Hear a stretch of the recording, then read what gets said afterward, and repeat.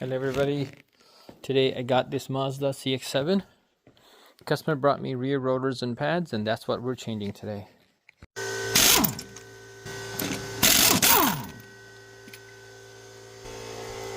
Alright, rotors and pads.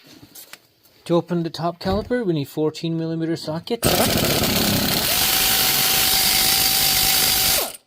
Perfect. Take this guy out. Pull the caliper towards you, pull it up, and push it this way. Take that caliper out. Check the pads. Right here, we're gonna need a 17. Got a 17 socket on. Got it.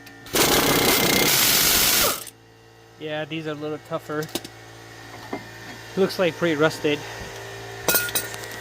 Now to get the rotor, should be straightforward. We're just gonna hit it here and here. Yeah.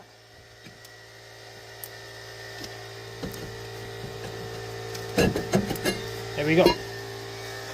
So we got the rotors and pads. All we need to do now is make sure we got the correct parts. Since parts are provided by customer, we're just gonna check.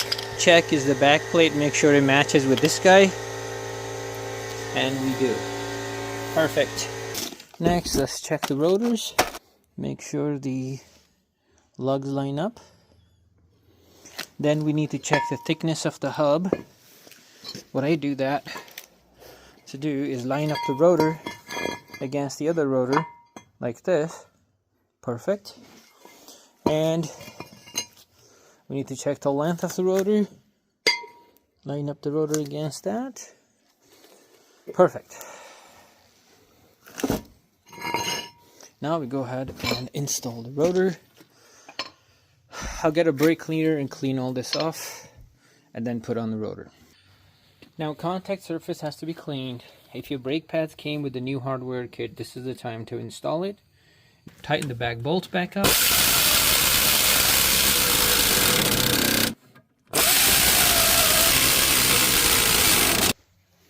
Add the lubricant to the ears of the brake pads. Install the brake pads for you. Back side. You have to press the caliper back in, lubricate the pin, slide it back up. If not, you're going to scrape the caliper onto these pads, and this cover comes off and starts hitting the rotor after the brake job is done. You don't want that. So how you know is there's no trouble is you can easily lift the caliper in and out of the brake pads. That means you have done everything correctly. Tighten your bolts, put your wheel back on, and your brake job is done.